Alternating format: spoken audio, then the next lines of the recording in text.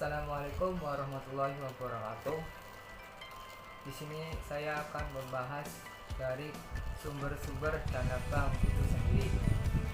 Sumber dari bank itu sendiri merupakan sumber dana dari modal sendiri. Modal sendiri maksudnya adalah modal setoran awal dari para pemegang sahamnya. Apabila saham yang terdapat dalam portfolio belum habis terjual, sedangkan kebutuhan dana masih perlu, maka pencariannya dapat dilakukan dengan menjual saham kepada pemegang saham lama.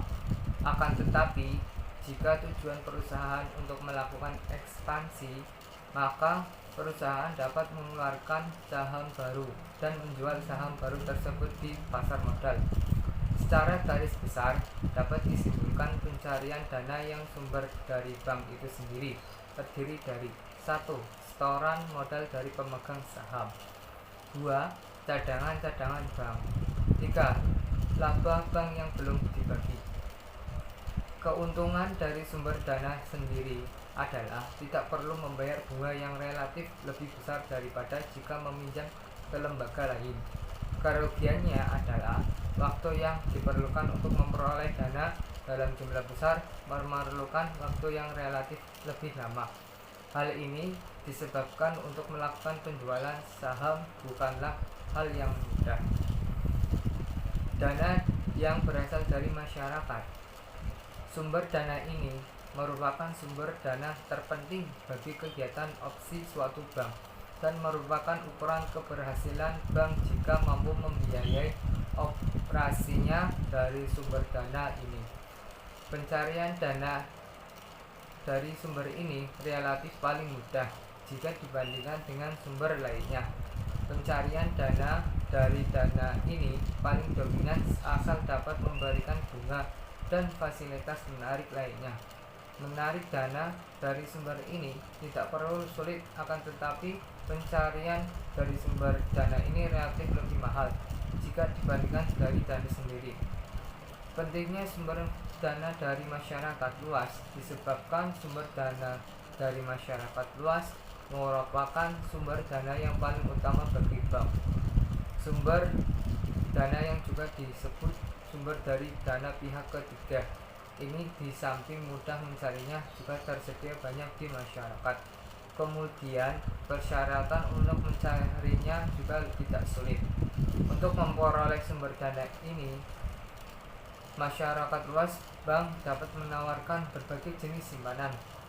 Pembagian jenis simpanan ke dalam beberapa jenis dimaksudkan agar para nasabah menyimpan mempunyai banyak pilihan sesuai dengan tujuan masing-masing. Tetapi pilihan mempunyai pertimbangan tertentu dan adanya suatu pengharapan yang ingin diperolehnya.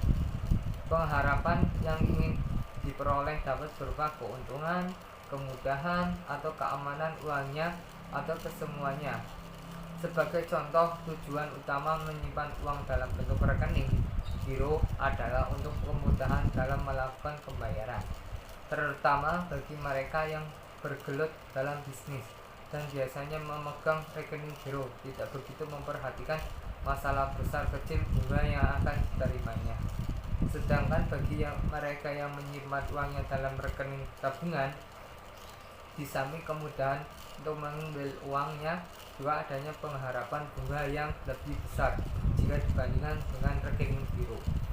Kemudian tujuan menyimpan uangnya di rekening deposito tentu mengharapkan penghasilan dari bunga yang lebih besar. Hal ini disebabkan bunga deposito yang diberikan kepada deposan paling tinggi jika dibandingkan dengan simpanan lainnya. Bagi bank, simpanan deposito merupakan dana mahal karena bunga yang diberikan ke nasabah lebih tinggi dari bunga simpanan giro atau tabungan. Secara umum, kegiatan menghimpun dana dibagi ke 3 jenis, yaitu simpanan giro, simpanan tabungan, simpanan deposito. Simpanan giro merupakan dana murah bagi bank karena bunga atau balas jasa yang dibayar paling murah jika dibandingkan dengan simpanan tabungan dan simpanan deposito. Sedangkan simpanan deposito disebut dana mahal. Hal ini disebabkan bunga bunga yang dibayar kepada pemegang relatif lebih tinggi jika dibandingkan dengan jasa giok. Cukup sekian dari saya sendiri untuk pembahasan dana bank itu sendiri. Ada dua jenis, yaitu dari bank modal dari bank itu sendiri dan dari dana masyarakat. Secara ulas, terima kasih.